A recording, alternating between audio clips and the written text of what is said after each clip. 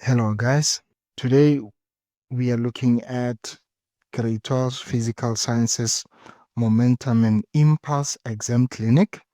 This is a question paper from the Free State Province's September 2025 Physical Sciences Paper 1 exam.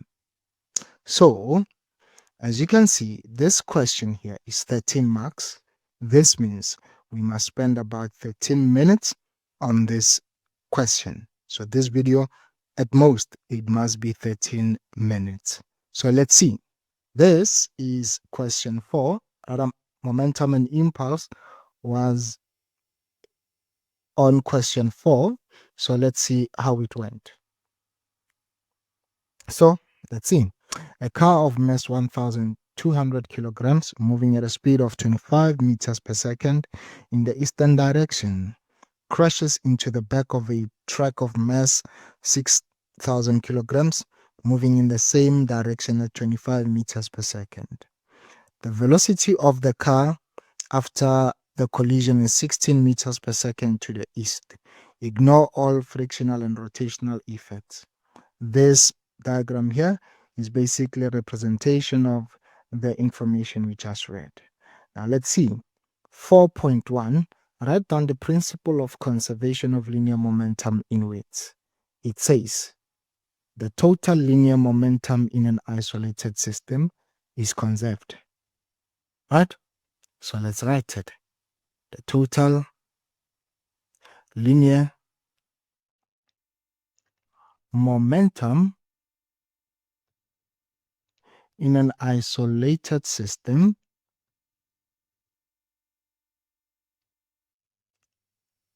is conserved. If you don't want to say conserved, you can say remains the same or is constant.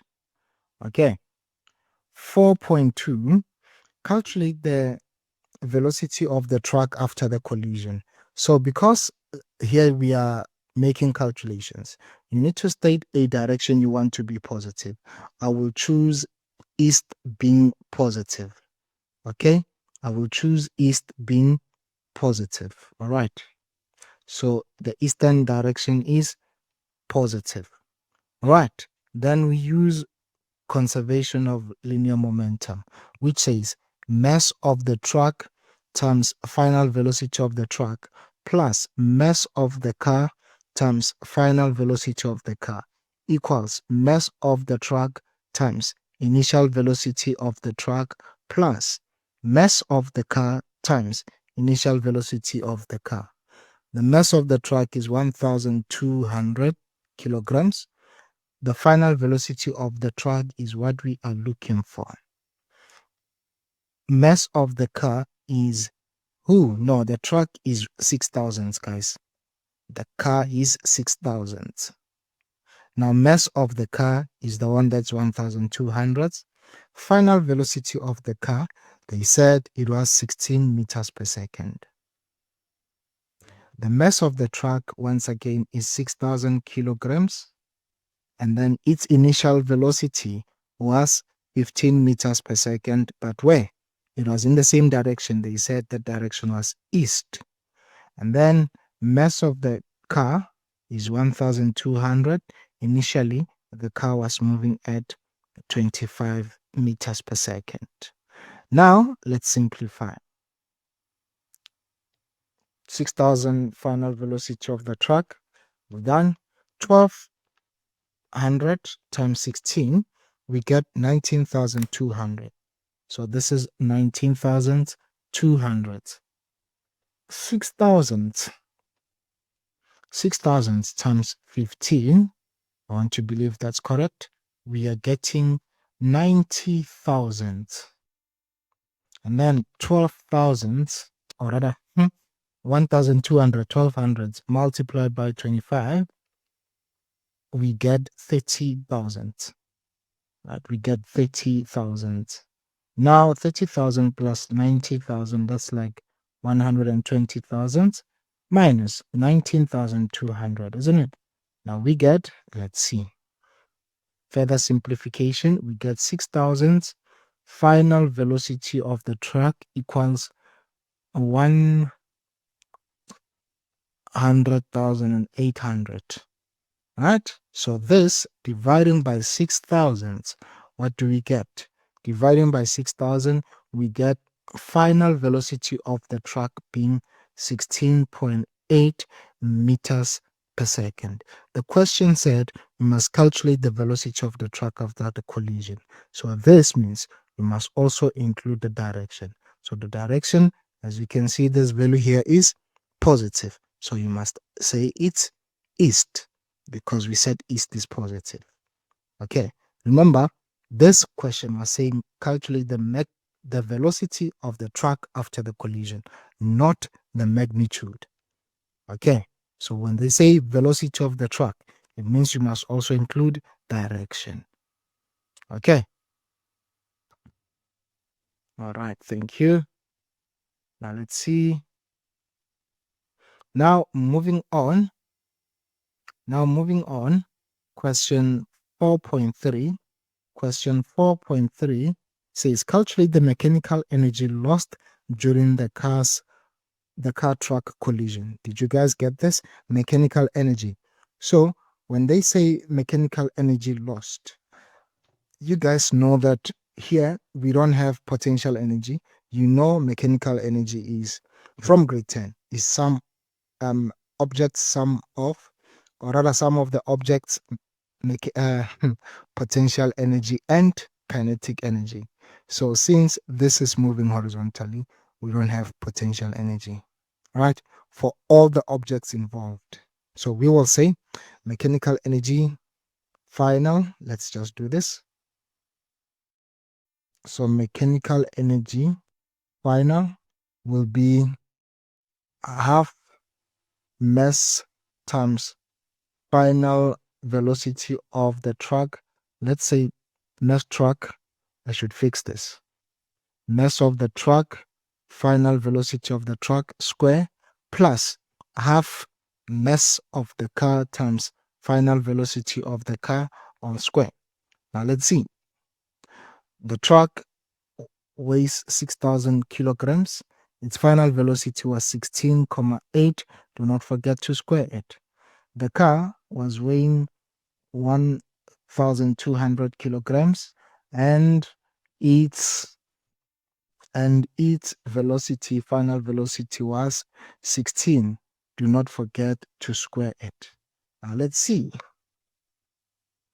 So 3,000 times 16.8 square, remember to close it, plus 3,600 times 16 square. What do we get?